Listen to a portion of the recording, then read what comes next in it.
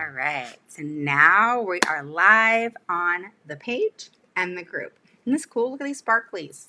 All right, this is cool. All right, so make sure you guys say hi over here on the group. I want to tell my group really quick, who's over here on my phone.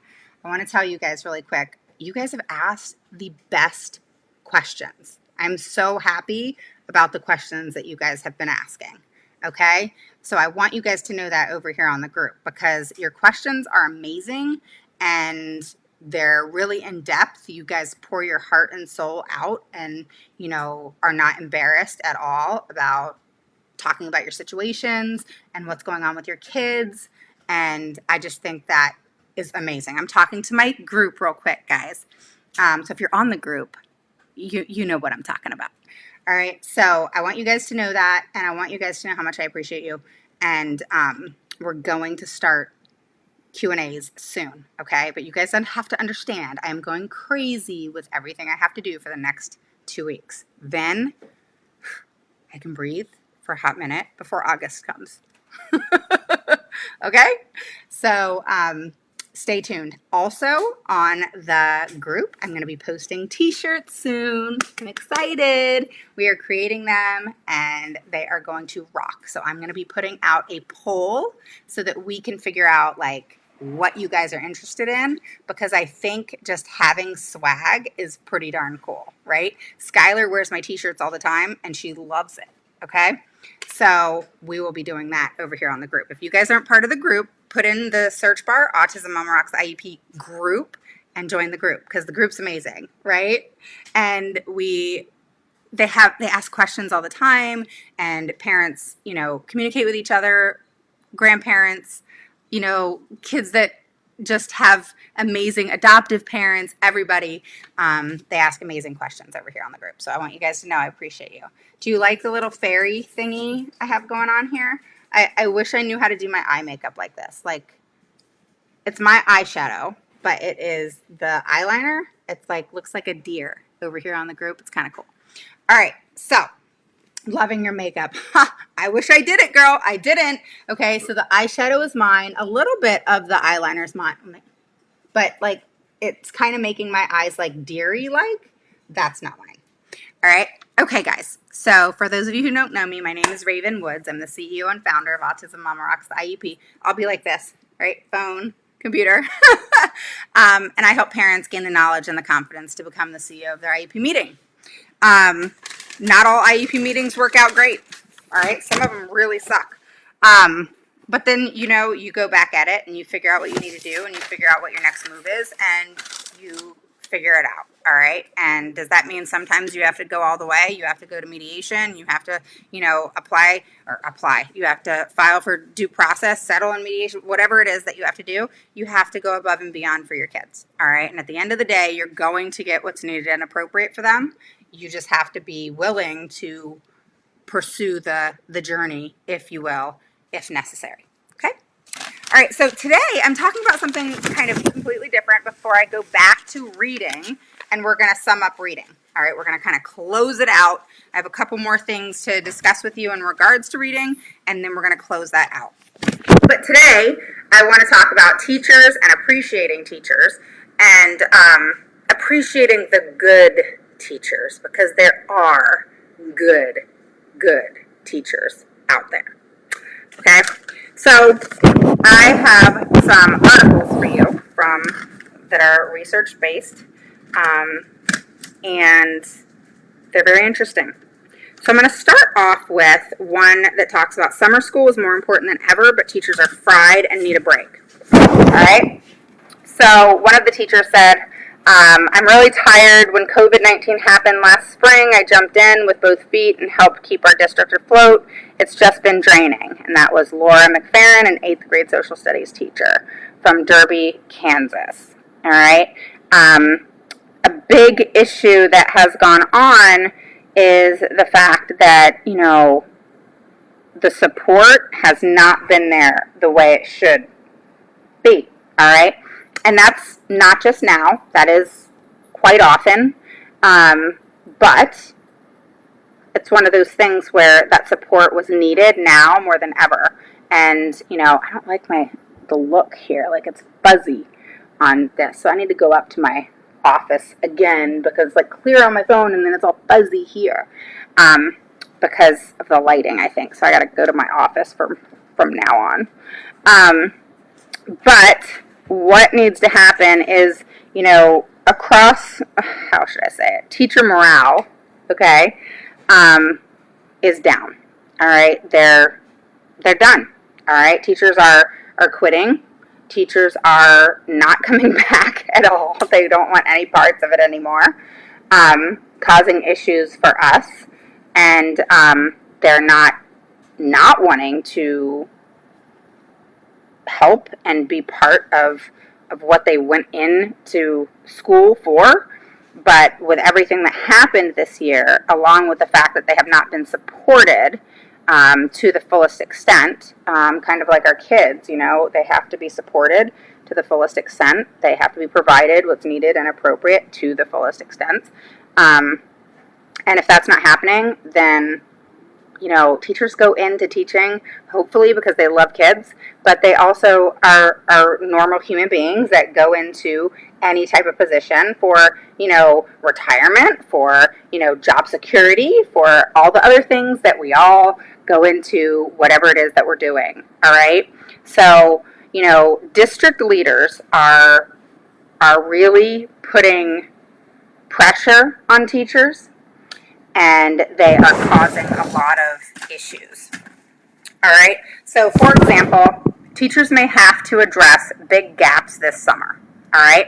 So, what does that do? It puts a lot of pressure on them to uphold a standard, if you will, not just with children with special needs, but typical children who just didn't do well this year because of COVID.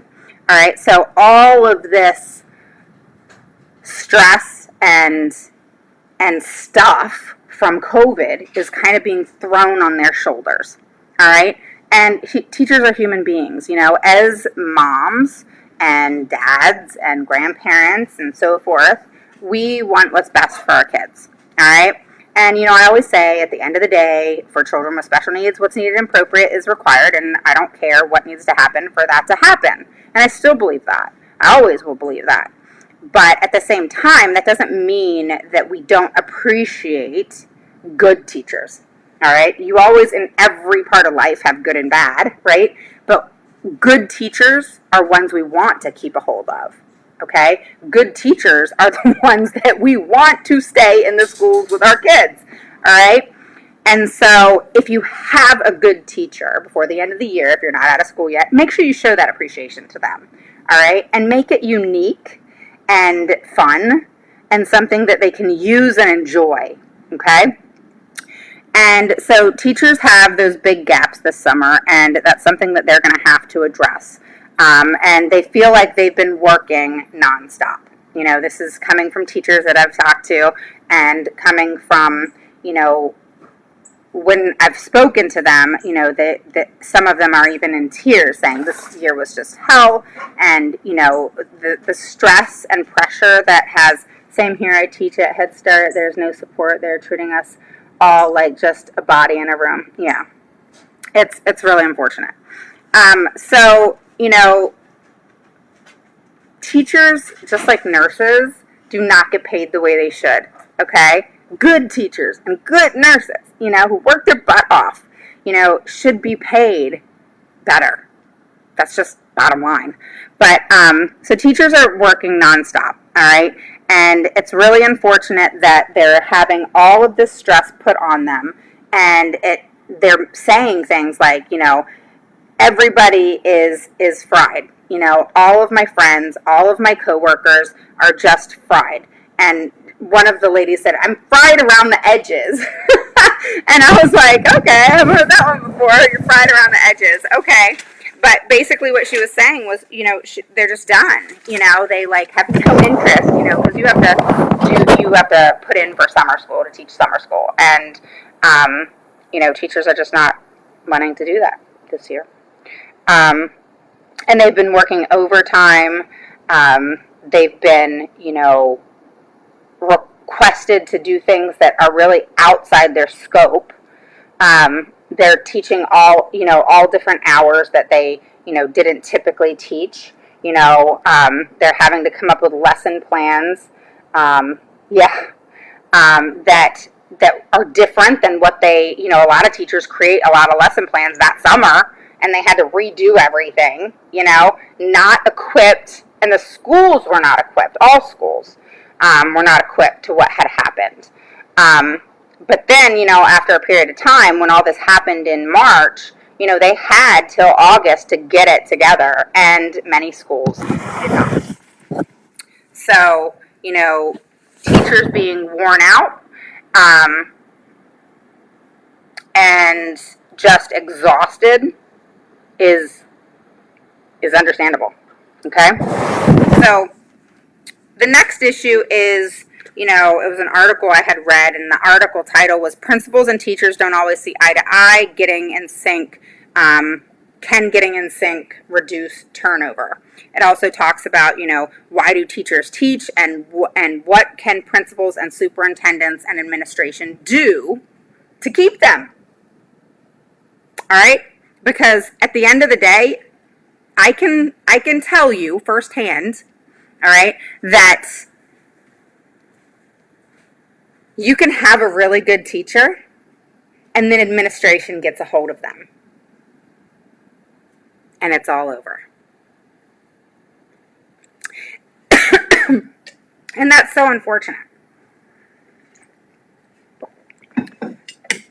So we have to think about that, because if we don't think about the back end of things, I'll tell you, all right, I'm in IEP meetings all the time, all right, and lately with a lot of attorneys, who are assholes, by the way, and they're not supposed to be in IEP meetings.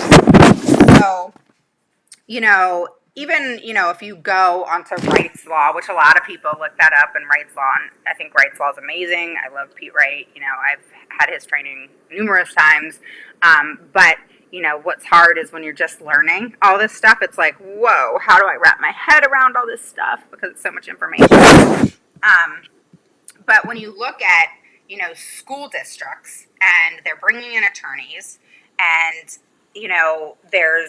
there's rules, like OSEP frowns upon it, because it breaks down the relationship even more. All right, an IEP advocate and a special education advocate and attorney, way different. Okay, and it's important to understand that a lot of states, they're a little bit different and tweaked in each state, but the bar ethics actually prohibit attorneys speaking to a represented person without an attorney being present, all right, and agreeing. It also prohibits giving advice to unrepresented parties, okay? And because they cannot give any advice to the IEP team without it including, all right, an unrepresented or represented party, all right, they would be violating ethics, all right? So this is why they ought to be hanging out in a separate room, and they can talk to their, clients, the school district, by text or whatever it is. That's fine. We don't care. But they're not supposed to be in IEP meetings. Do the school systems have a right to invite them? Yes. Can they be there? Yes. But they should not be discussing anything in regarding your child, because they are not a knowledgeable person that is part of the team. All right? And so it's important to understand that they don't care if you say this, okay? They don't care. They act like they don't care about anything, that they're just untouchable. But this is actually what is, okay? And again, it's tweaked a little bit in different states, but they don't seem to know how to keep their mouths shut. Well, they don't even know about this child, but they like to dictate how the IEP meeting goes. And I'll tell you, typically when attorneys are present, it's a shit show.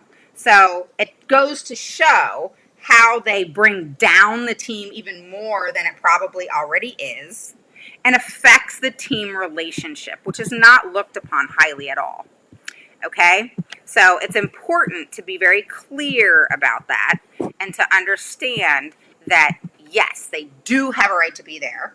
They can be there. They're allowed to be there. Okay? but it is not recommended by OSEP. It is not recommended by the Department of Education in DC. All right. And it also is pretty likely it's a violation, okay, in regards to the bar and their license in ethics. All right. So, bottom line, it kind of sums up in stating that, you know, they are not supposed to be talking in an IEP meeting because a lot of times they'll want to talk for the client, the district, when they're not part of the team. So when you're not part of the team and you're talking about something in the IEP meeting, that's a problem, and you're taking away the team from actually having a conversation, which is the whole point of an IEP. All right. And so it actually creates hostility. It creates stress. It's not an ideal experience. This isn't due process when you're in an IEP meeting, which is where they belong. And they need to stay out of IEP meetings. That's not their place. I understand you guys feel threatened because I come into play. I get it. I totally do.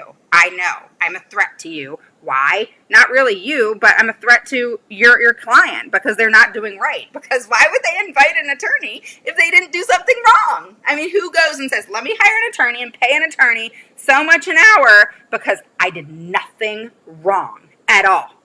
I'm completely innocent. Come on now. That's stupid. All right. So, you know, it's easy to get over it. All right. It's easy to get around it. All right. Typically, attorneys and I will go at it head to head. And then we kind of come to that place of, okay, shut the hell up and just sit there, look pretty. Literally, I've said this, sit there, look pretty, text your client, and don't talk to me. I don't have to talk to you. Okay. So that's what you need them to do. Don't be afraid to say that. All right. So let's go back to principals and you know, administration and the things that are going on. So what I was getting at is in IEP meetings lately, I've seen how they're texting each other. All right, the district. And, you know, I know because I get a lot of things on my computer. So if I get a text or if I get whatever, I can see it on my phone, but I can see it on my computer too. So you know what's going on. All right, so they'll text and then they'll say something. And then they'll text and then they'll say something. And this is the district. All right, it's so unprofessional. And it's so freaking obvious. Just so you guys know out there here on the page, because I know you guys watch me, because I see it. I can see who's liked my page. So all you teachers that, you know, are on those IEP teams that are not cool, and not the cool teachers or the uncool teachers, and the ones that are administration and, you know, all of you guys and the attorneys, believe me, I've seen it, okay? It's obvious. You guys are not slick. It's very clear what you're doing. All right? It's clear. So I know you guys have liked my page. Thank you. It makes me feel really privileged. But on the other hand, you guys aren't slick. Okay? Just saying. So going back to teachers and appreciating teachers, you know, one of the things, you know, that principals are doing is they're putting a whole lot of pressure on teachers of what their expectations are so that testing and different things are appropriate. All right. Well, this year that wasn't in play because a lot of schools did not have testing. They didn't need testing. Their state said they didn't have to do it, that sort of thing.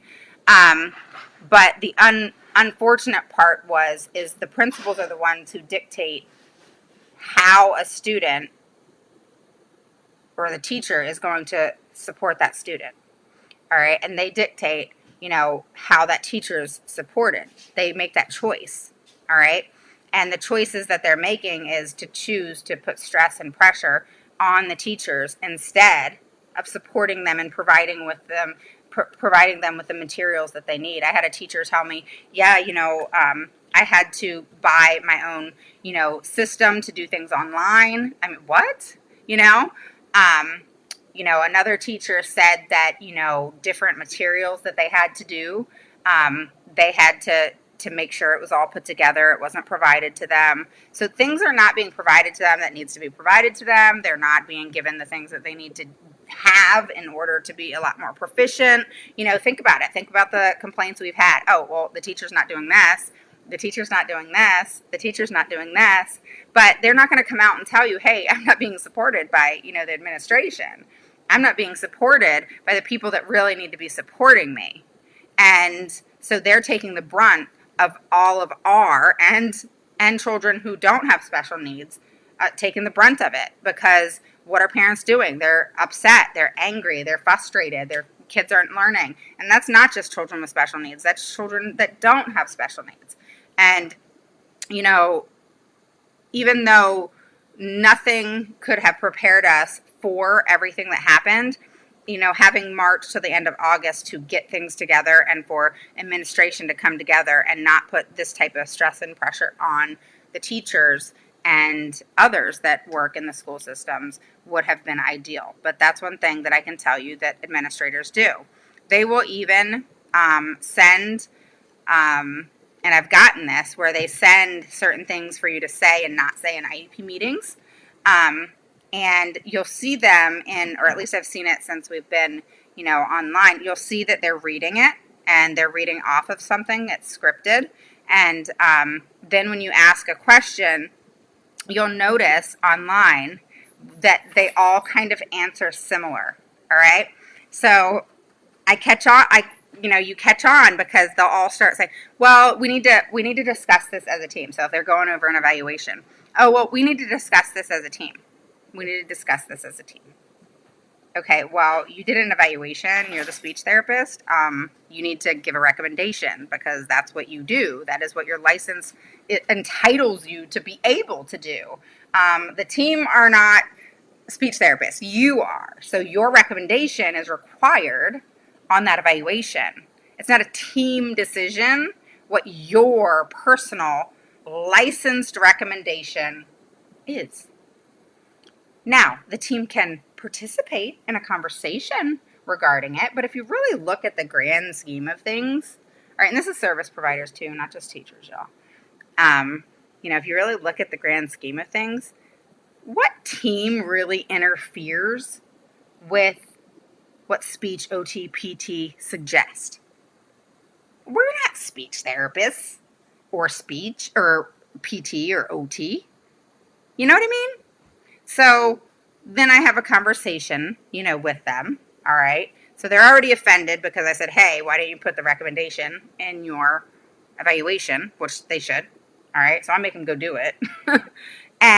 But there's no point at that point because they're just going to do what they're told to do by administration. So it's not going to be their words. It's administration's words. So it's important. Sky, go ahead. Dinner's ready. Yeah, it took a long time.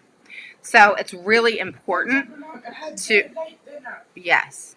So it's really important to understand that, a lot of these things at your IEP meetings, when you're hearing the same thing over and over, is scripted. They're told to say that. Well, we have to discuss it as a team when we get there, when we get to services, when we get to accommodations, when we get to goals. We'll talk about it then. You're talking about evaluations. You're talking about what the results with evaluations are, which become the present levels pretty much. And what do present levels do? Oh, they dictate goals and services and accommodations. But I guess the team doesn't put it together like that. So, again, teachers would be more open to these things if they weren't dictated and hounded by school systems. All right. And when parents like us start advocating for our children, all right, and just because a teacher is a good teacher doesn't mean they're always going to have the how they're teaching our children and they're going to make progress. That doesn't mean they're a bad teacher if how they're teaching is not appropriate. Okay. Because that teacher could possibly learn a different way, or that teacher's just not a good fit, but it doesn't make them a bad teacher. All right, if they take it well, you have to be open to constructive criticism. So another thing, that is important is the lack of understanding and support can fuel exodus.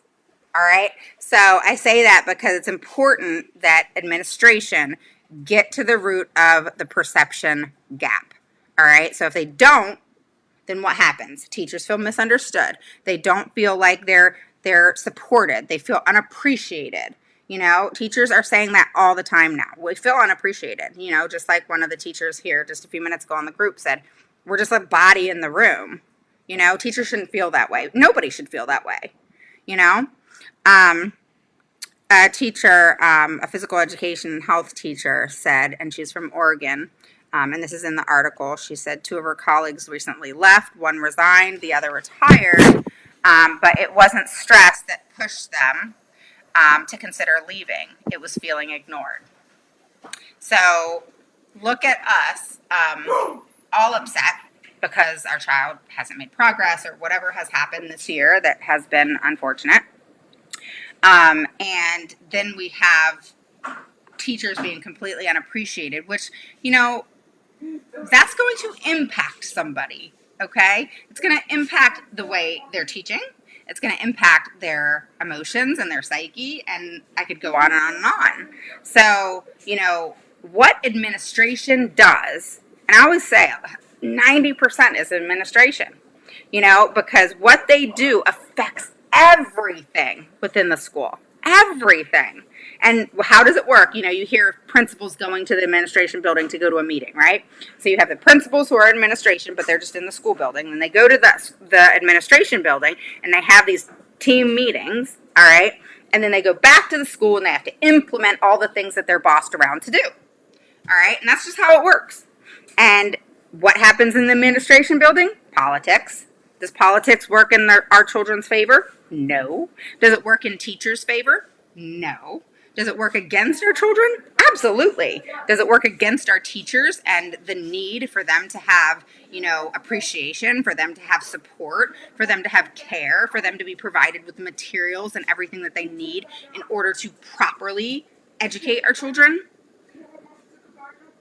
It does not support them at all. Because everything seems to be falling back into these politics. And, you know, in one of the other articles that I was reading, again, these are scientifically researched articles, it talks about, hang on, this isn't what I'm talking about right now, but I'll tell you about it really quick. All right, so they're talking about, you know, budget cuts for bus drivers, service, you know, different teachers and so forth. And they're blaming that on money, all right, money coming in, federal money, which school systems, by the way, were given a crap ton of money regarding COVID. So what are they doing with this money that it's all of a sudden emptying that could lead to budget cuts, which is going to make more teachers quit, all right? So we'll talk about this on another day, but it is very interesting in reading because it's unfortunate. Again, you know, things are kind of, we're almost in this downward spiral that just because our kids are going back to school, the storm in some ways is just beginning. Okay? So, you know, I've said this whole time, even back in October, go listen to my videos, October, November, December. What did I say? This coming year is going to be a shit show. All right? 2021, 2022 is going to be an absolute shit show. All right? You need to make sure 16 teachers resigned as of tonight in our district, including my granddaughter's 3rd grade teacher. My God. Wow. 16 teachers in one night, Susan? Wow. So a lady on my group just said 16 teachers resigned tonight in their district. I mean, this is a problem. I mean, think about what's going to happen next year, and they're going to fight you tooth and nail for all the things that you need that are going to interrupt that situation. Let me give you an example. How many of you out there want a one-on-one for your child because your child needs it for safety, behavior, redirection, focus, etc.? Guess what? You're going to be fought even harder. Your child can need it more than anything, but they're going to fight you every step of the way. Why? Because they don't have the bodies.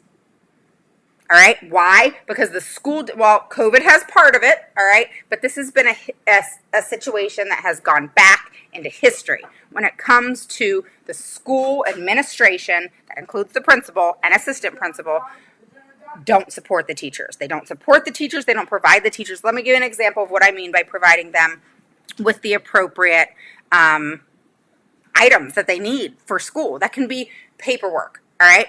That can be, online, a good system that makes things more proficient and run better, like a better system, all right? That can be, oh, go figure, actually ordering from Pearson the most recent evaluations and not doing the Wyatt 2 or 3 because the 4 is now out, by the way. So school systems need to go and buy that so that they have the 5 new subtests that are actually in it so that our kids can be evaluated even better.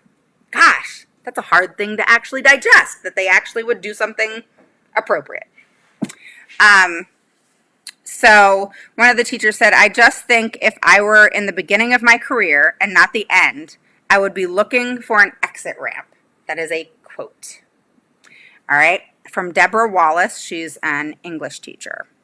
And she is from Beebe High School in Arkansas.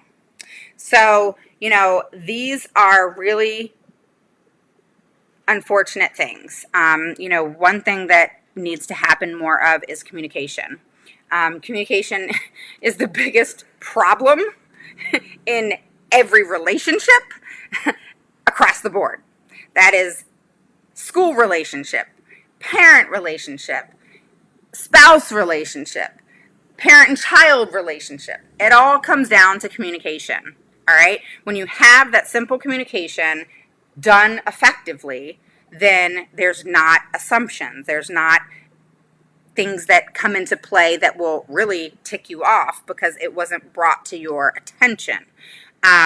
For example, teachers are not told things and then last minute, bam, something changes and they just have to adapt.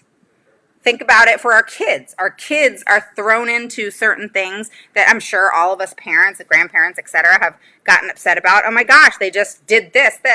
I'm glad you already secured a 1-to-1 for my granddaughter. Yes, I know, Susan. It's getting crazy out there. So, it's very frustrating, okay, when we have simple things that could be done. And, here's how I look at things, okay? Maybe kind of twisted, or not twisted, it's actually a good thing, but it's twisted in the administrator's mind because, my God, if it ever happened, I think pigs would start to fly. So what would happen? Let's just, me. I like to think of the hypothetical. Tara says, exactly. I've been fighting with the district for 2.5 years to get my son the proper help he needs to be successful in the school. I had to get an educational advocate for him. Yeah, that's why I do what I do because, parents are struggling. I was in an IEP meeting today where this is a school district that agreed to everything we wanted. The child's getting a one-on-one, everything. Okay, and that was the meeting before. Today, the attorney was in the meeting because the child, this is the 3rd time the child has actually gotten hurt, physically hurt in a bad way. All right, not just, a little scrape. We're talking big time bruise. In the school, 3rd time just in, a period of months. All right, it's like, whoa, what's going on here? How are you not keeping this child safe? Like something's going on. So when I started, throwing out there, there's abuse going on, and in all actuality, I don't know what's happening. They know I don't know what's happening. The parents don't know what's happening. But what we do know is the child went to school fine and came home with a bruise about that big under her chin. We know that the child went to school just fine, fell off a slide, and again, huge bruise. Does that happen? Absolutely. Do accidents happen? Absolutely. But why are things happening in concession? Is that the right word? Concession? Succession? I don't know. So the important part of it, then there was a 3rd time where the mom was having to go to the school every time the child had an accident. Are you freaking kidding me? When did it become our problem that, you are not doing your job? I mean, children who have special needs, go to school. Kids who are in a wheelchair, go to school. Kids who are not potty trained, go to school. Succession. Okay, I had it almost right. Thanks, Bill. So it's really important to be mindful of these things. That it's not we're blaming the school. Hey, y'all are abusing this kid. I actually don't think that. What I want and what I told them I wanted today was we just want to know what happened. Don't deny it. Oh, we interviewed all of the staff, and all of the staff said they have no idea what happened. Okay, so my next question is, well, where the hell were they? How did this happen 3 times, pretty much in a 3-month period, guys? No joke. How did this happen 3 times? Where are these people at? Why is this child continuously getting hurt? Do I think you're physically harming the child? No. But do I think that you're not watching the child and she's getting hurt and there's safety issues? Yes, that is what is happening. And that's not okay. You don't send your child to school to be unsafe. They actually have a right under FAPE to go to school and be safe. All right? So that's where my problem lies, is don't bullshit me and tell me you don't know what happened. Because I know, I've seen it happen. I've seen them go and interview people, and they all lie through the damn teeth. All of them. Every last one of them. The aides, the teachers, everybody frickin' lies.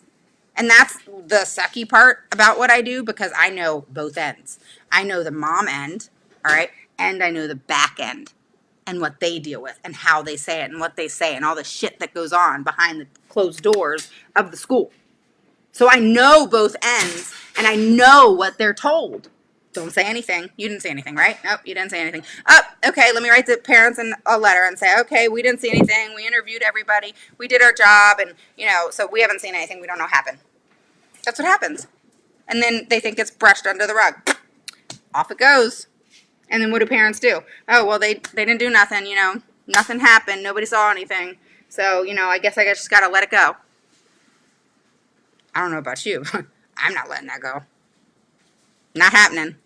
I don't know what parent you think I am. And parents don't hire me as an advocate if they're going to let something go, because they know that is not my personality. And if someone's child is getting hurt, I take that personally. That's a problem. I mean, that's a safety issue. All right? I mean, we want to keep our babies safe, right? I don't care if my child's getting ready to turn 16. She's still my baby. So if she's going to school and she's getting hurt all the time, we're going to have some problems, like serious problems. There ain't nothing going swept under the rug. Like, I'm going to be your worst living nightmare. All right? So you need to make sure that you stay on top of things, because you need to understand, as awful as this sounds, is teacher, look at it as that rope, for the science of reading, because it's actually a rope, okay?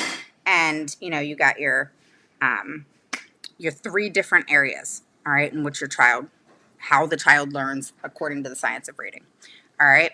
And you have 2 ends of the rope, and then you have the straight end, which is where reading comprehension happens, all right? So you have the word recognition, you have the knowledge comprehension, or the language comprehension, and then you have reading comprehension, okay? And it's the same thing with teachers. You got teachers on a rope with it around their neck, and sometimes, it's one of those things where you say this or you're fired. Does that happen? It sounds crazy, right? Nah, that doesn't happen. No. Yes, it happens. Quite a bit, actually. And during COVID, all right, and I know this for a fact, teachers were actually told, do not tell anybody when things go around, because they didn't want to write it all up and it go public that someone got COVID. All right? Yes, we are teachers. We are a children's advocate. Yes, we're their voice. Yes, yes, yes. All right. Jess says, "Hey, Jess. Hi, Lauren. I think this all the time. It's crazy. Yeah. Hey, Janet. How are you? Jess says, hi, Raven. I refused to continue ESY one summer a couple years ago because they refused to do their job when it came to my son's IEP, and apparently had no time to let me know how my child was going to be doing, and refused to do anything. So I told them, what if something happens? You won't tell me anything. Yeah, I mean, it, you know, I say this all the time. My God, is I always feel, and this, I really feel this way, is I feel like I am, because I listen to other advocates, you know, and big difference. It doesn't matter what the difference is. Everybody's different. But, you know, I look at, what are they saying to parents? What are they offering that, if it were me, because I'm the most pickiest person in the whole wide world, okay, when it comes to my child, when it comes to just my life, when it comes to whatever, I am picky, picky, picky, picky, all right? I like things in a particular way, how I want it. You know, I am a totally red personality and type A. I'm also a Leo. Any other Leos out there?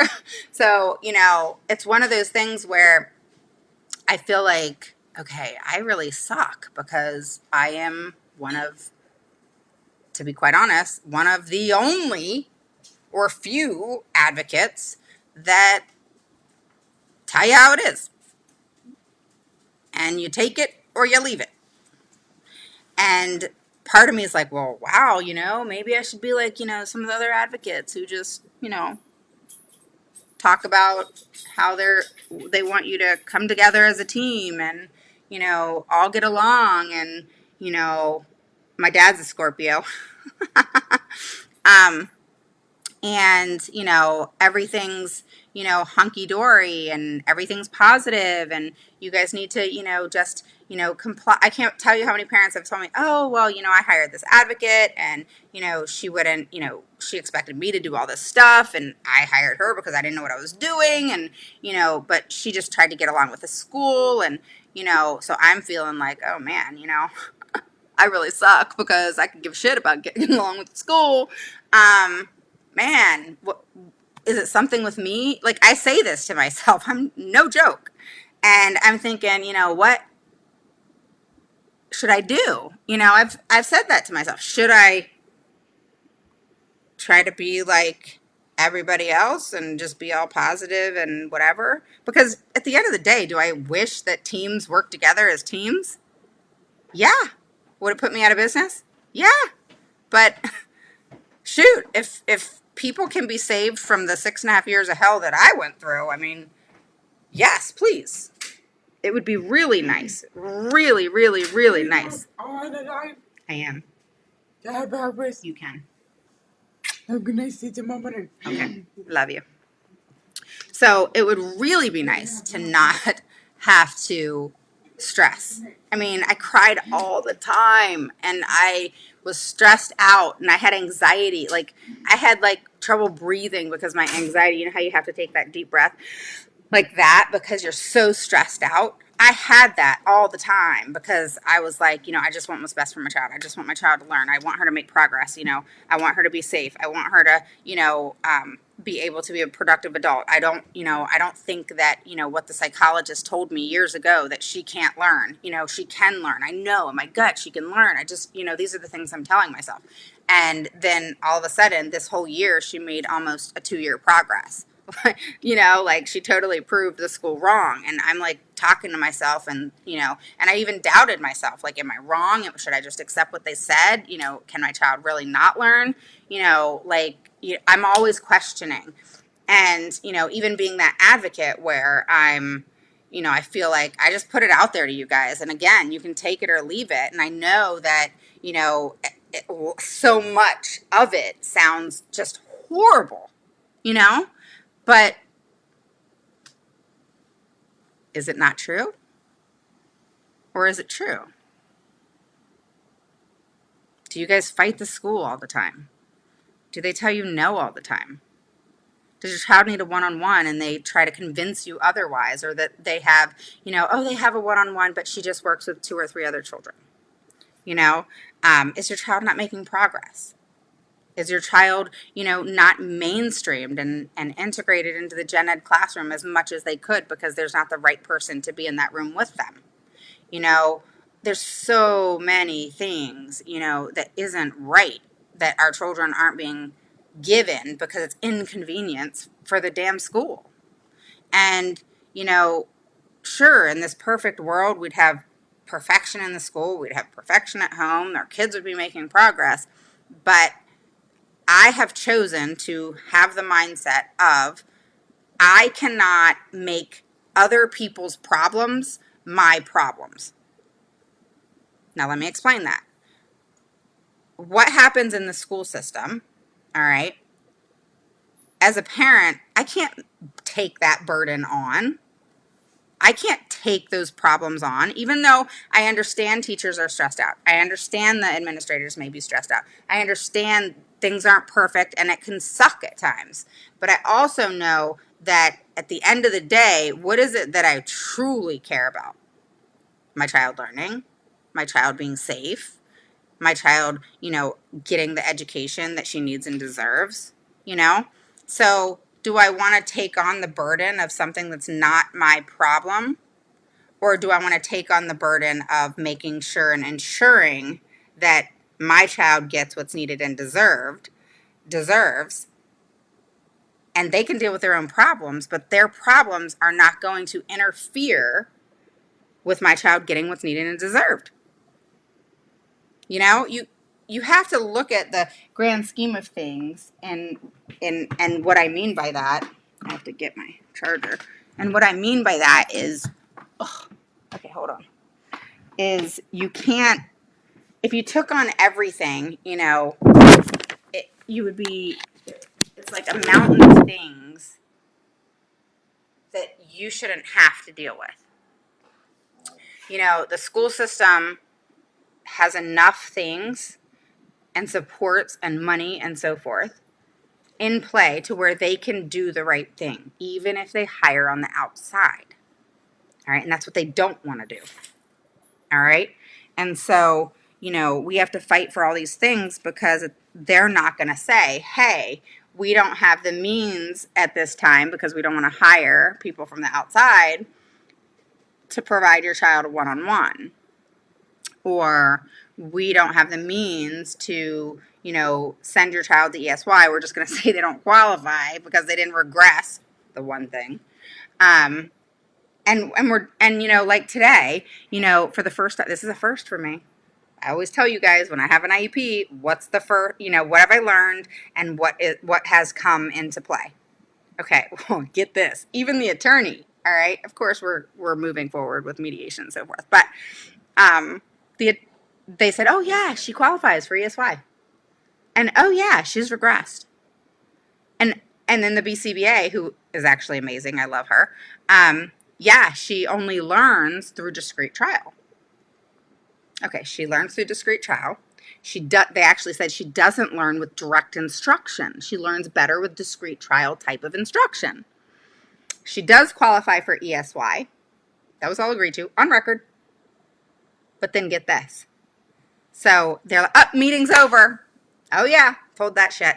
Meeting's over. Sorry, we gotta go. And this was a meeting that they already cut when we agreed to a certain time without the parents. All right, we noted it, we put it in writing, we did all of that stuff. Okay, so we got that covered. We're doing the rest we got to do. But the point is even the attorney, we don't have to, we're not individualizing that. We're just going to give her the generic, ESY. Say what? I think you lost your damn mind. I mean, where'd you get your license? But bottom line, they literally admitted it, So I'm like, damn, they're dumb. Like, can you get any dumber? And, and like I said, of course, the parents and I are moving forward with other means. But in my mind, I'm like, wow, that was a first. She qualifies for everything. She doesn't learn this way. She learns this way. She needs this, and she needs this, and she needs this. But, oh, by the way, we're not individualizing that plan. Did I miss something? But these are the things that school systems are doing. And, I watched the teachers and And I watched the teacher today as she was saying that the student had regressed. Yes, I've tried to give lead way because of the broken system. Sadly, it's never given back to help the child in the long run. Yeah. Yep, there's been so many times being told no, but now I'm at the better place. So now my son, yeah, that's really good. You had the same, Brenda? Yeah. You're a Scorpio too. So you and Dana. So another thing that, administrators need to do is understand that most teachers have never taught anything in regards to our kids and teaching in general other than face to face. And now they just bam had to learn to do it online in a proficient and effective way without the administration's support. Why? Because administration is dealing with all the backlash and all the stuff that's going on, and they didn't know how to do that, and they're trying to save money, and they're trying to do this, and they're trying to scramble, and teachers are just kind of, have at it, y'all. Hopefully the kids learn. If they don't, it's all on you, is what's being put out there. So anyway, open communication is key. Par down paperwork, quit making teachers do so much paperwork. They're not paid for that. You want to pay them extra money, pay them to do the paperwork. But their job is to teach our kids, not to do a crap ton of paperwork. Another thing is show teachers that they are valued. All right. When people feel valued, they want to do something more. When they feel valued, they want to do it even better. And then the last thing is find out what teachers are struggling with and offer support. Okay? So, like I said, it all comes down to administration, guys, because the teachers don't make the decision, oh, let me be an asshole to the parents or to the grandparents or to the caregivers and whoever else. All right? Like I said, you always got your good teachers, bad teachers, good nurses, bad nurses, good doctors, bad doctors. That's always. But let's just talk about the grand scheme of things. Most teachers are not out there to not teach your child. So they either, one, for example, with the science of reading, don't know how to do it, which is okay because they can learn. And number two, are not given the support, love, attention, and things that they need in order to be productive and proficient.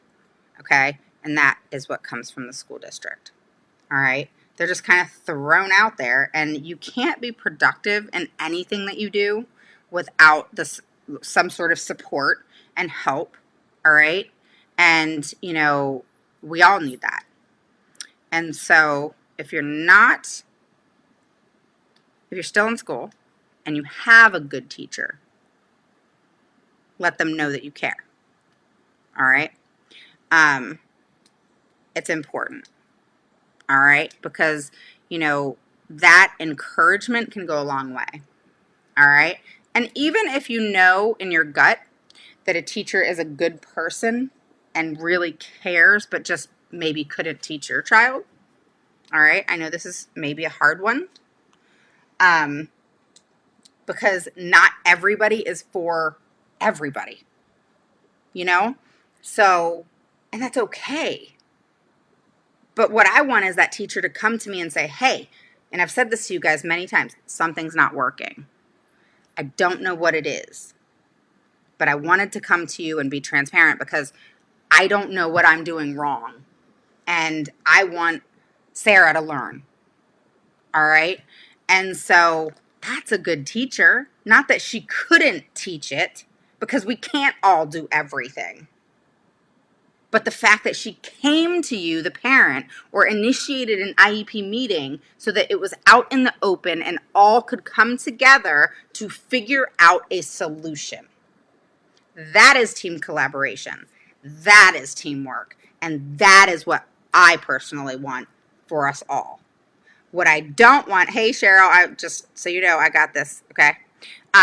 And what I also want is you to understand that I may know all the nasty, horrible stuff that goes on behind closed doors in the school systems, that I don't even say everything.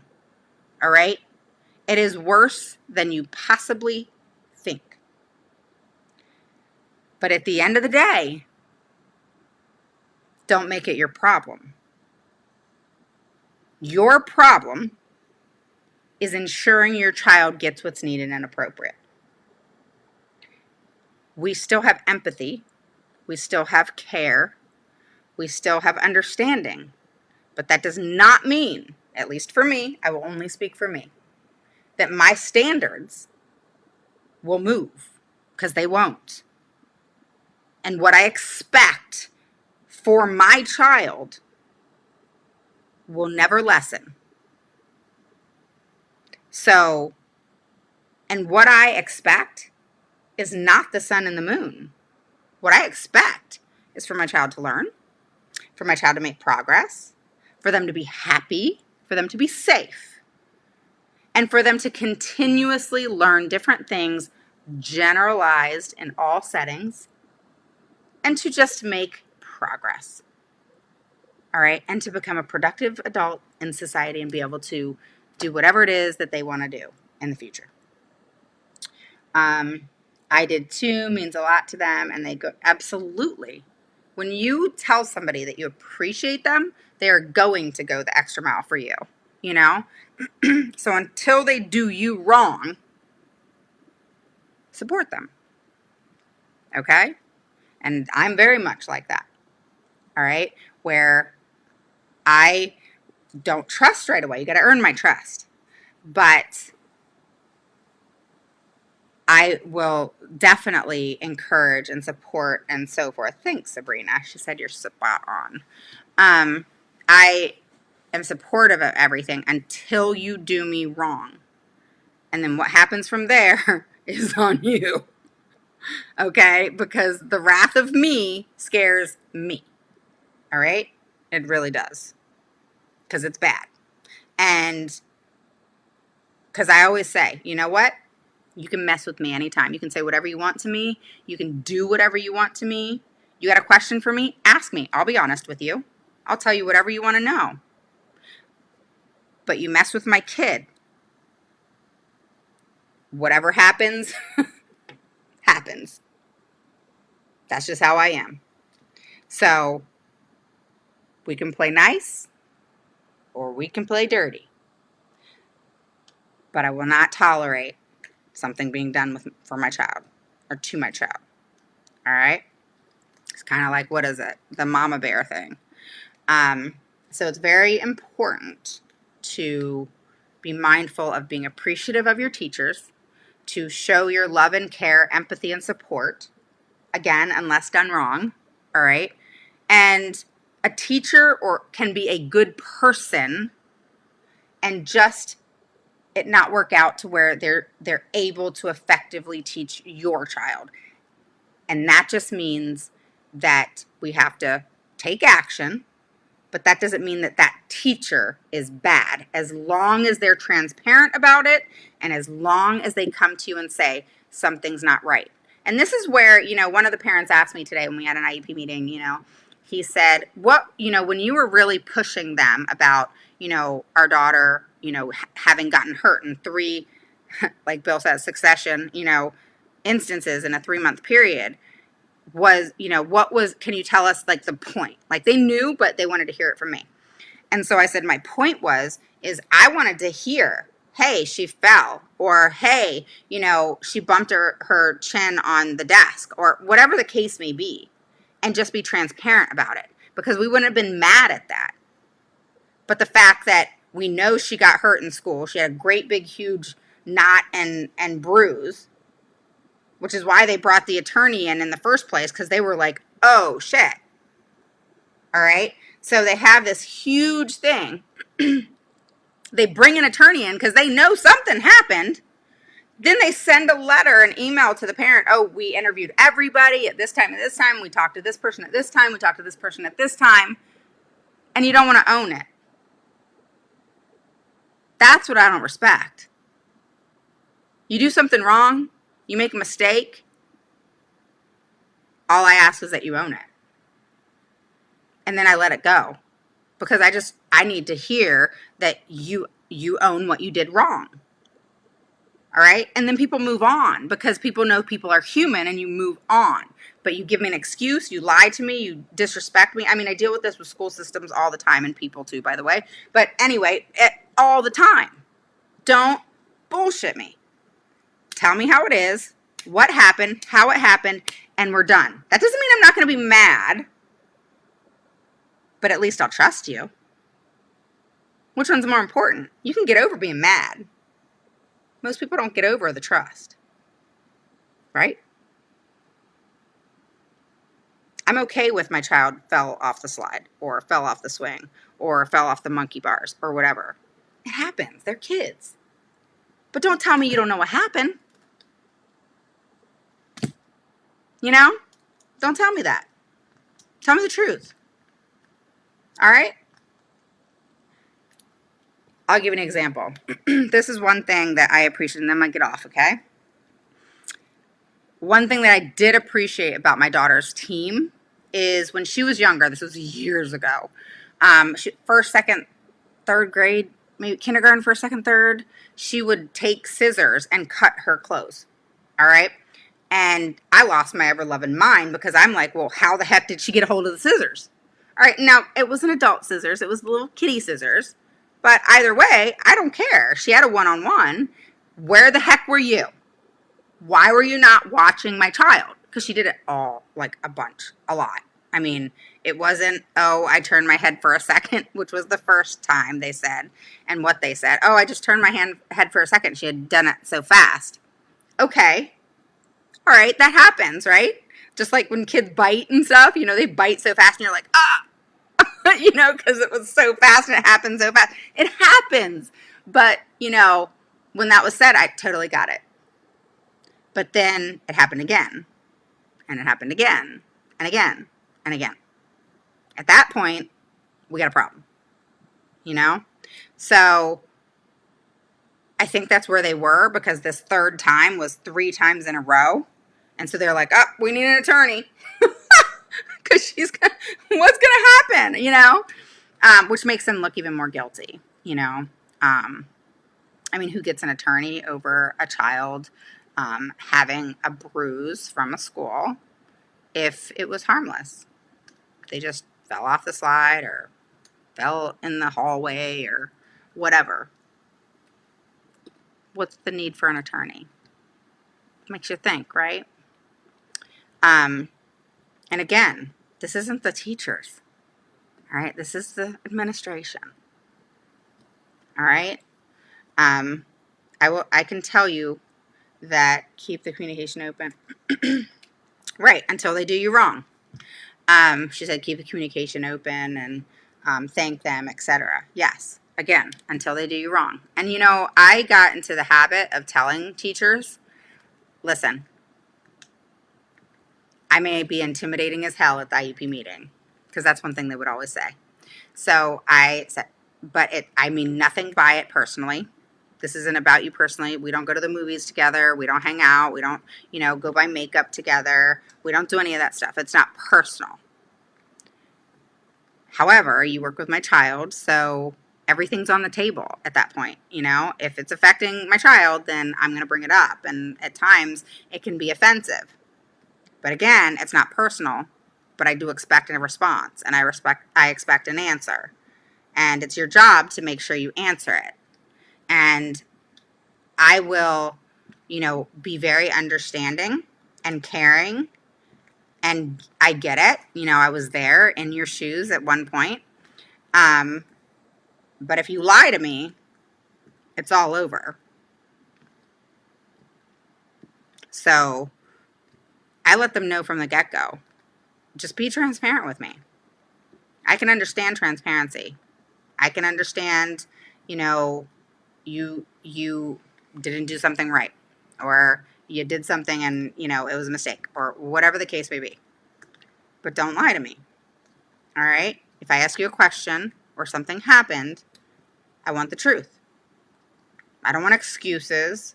I don't want, well, had she not done that, then I wouldn't have done that, Don't deflect. Just be honest. All right? Because you can only be so mad at honesty, right? But you lie, and there's so much to be mad at. Not just the lie itself, but then the trust with your child, and if they say this, are you going to be able to ever believe them again? It just becomes this downward spiral and this domino effect. So I feel, let's just, it's the end of the year. Let's take a breather and not let this year affect us anymore as best as possible. I know it's hard for many of you. And start over next year, even though it's going to be a shit show. Sorry. But get your mindset right so that, number one, you get your mindset in the sense of, start right now. All right. Whether that's you do it on your own, you get an advocate, whatever it is you need to do to get your IEP on point right now. All right. School's almost over. Can you go and ask for an IEP meeting? No. But you can, within the first 30 days of school, ask for it right now. You can also ask for an evaluation right now and then remind them that first week of school. You can also, you can do so many things over the summer, because I want you to guys, my goal for you, all right, and I mean this from the bottom of my heart, is for you guys to have, all of you guys, to have IEPs on point before Christmas. Okay? That means that your IEP's present levels are on point. They're so accurate that it's squeaky clean. That means if evaluations haven't been done, we got to get them done ASAP, the minute your child steps foot in that school next year. Right away. That's actually a perfect time to do it, right after the summer. Because then you're going to see real quick where they are. Hint, hint. Another thing is getting that IEP meeting going. I mean, when I say start running now, I mean start running now. All right? Get that IEP on point. Get it to where it is so squeaky clean.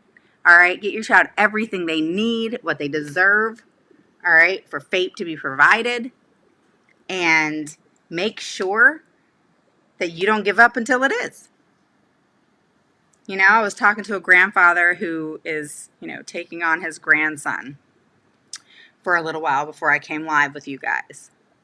And, he's in this state of, he's trying to figure it out.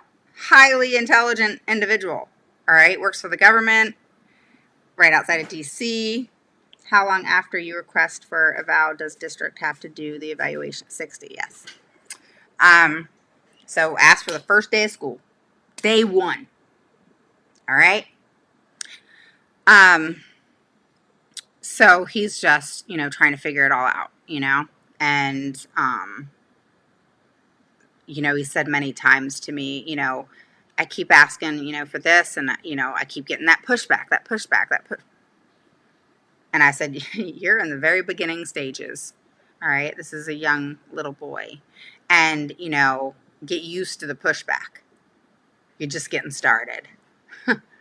Second grader, you're just getting started.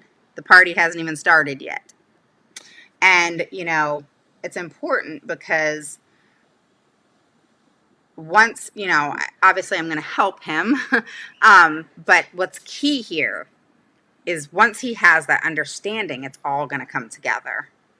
So, and he said, again, highly intelligent individual, works, for, certain area in the government. And, he's like, all these words like ESY and ARD and IEP and all these words. I'm like, I don't get it, And he's like, I started laughing because it's so true. That's exactly where I was. I was like, okay, I'm an intelligent person, what's wrong with me? How do I not get this IEP thing? How do I have no idea what it means? I literally would just, I think I told you guys this, I literally would just look at the services and accommodations. Oh, okay, my daughter has a one-on-one. Oh, okay, my daughter has speech and OT. Okay, done, I'm done looking at the IEP, you know, and that's all I would look at. I was happy with the one-on-one and, you know, the OT and speech. I thought that was what an IEP was. Did I read the 10 pages of present levels? No, I didn't even know what they were called. I mean, I really didn't. I really didn't. That sounds so bad. But so him saying that just kind of made me chuckle a little bit because, you know, it brought me back to where I was, where I knew nothing. And I got my Google PhD, guys. You know, I have my PhD in Google. Did you know that? I am highly intelligent with Google. But guess what? All it gave me was a whole bunch of knowledge and a whole bunch of stuff that overwhelmed my brain. And then I was stuck. I didn't know what the hell to do with all that information. And I sure as hell didn't know how to go into an IEP meeting and get something done. But I had all this information, so I was dictating to the school all the laws. I could ramble them off just fine. And they didn't take me seriously. I got no all the time. Nope, no, we don't do that. We don't offer that here. I don't know if we can provide that. No, let's just see how things go. You know, she hasn't regressed that much. You know, she is making progress. We just got to give her some time. You know, she has disabilities. We got to give her some time. Okay, 3 months went by, 4 months went by, 5 months went by, 6 months went by. Apply for what? Makes you feel like a bad parent, but we got this. Right. So, God, I fell for so much stuff. And that's where I kind of felt like, okay, I totally failed my kid. Yep. Feel like a complete failure. Awesome. You know, I didn't want to read the IEP. I didn't know how to do the IEP. I knew nothing about the IEP. So what happened? My child didn't make progress. She was several years behind. Whose fault was that? I thought it was mine. And I still feel, you know, at times like, okay, well, I didn't really do anything. You know, I thought I was doing everything that I was supposed to do, but it wasn't right. I didn't do anything right. I didn't know. You can't know what you know, or how does it say? You can't know what you don't know, you know? So I didn't know. And all I can say is she is now, thank God, making progress. But it came with a cost, which was my mental sanity for a period of time. And it came with a lot of stress and a lot of crying, a lot of time spent laying IEP stuff all over the floor, laying, documents all over the floor, going through them. And that's where I started learning I was like, screw this, I got to figure this out, and that's when I just started going through stuff, looking at this IEP and that IEP and that IEP and thinking, how did I not see this? How did I not see this? It's right here. And the rest is history. So I'm glad that, I'm doing what I'm doing so you guys don't make the same mistakes that I did. How to apply your knowledge you've gained. Oh, thank you. Thank you for helping us. I appreciate that a lot.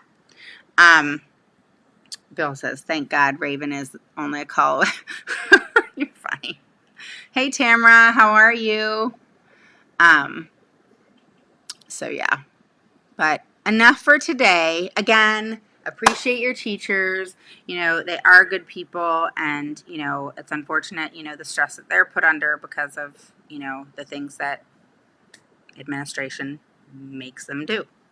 So,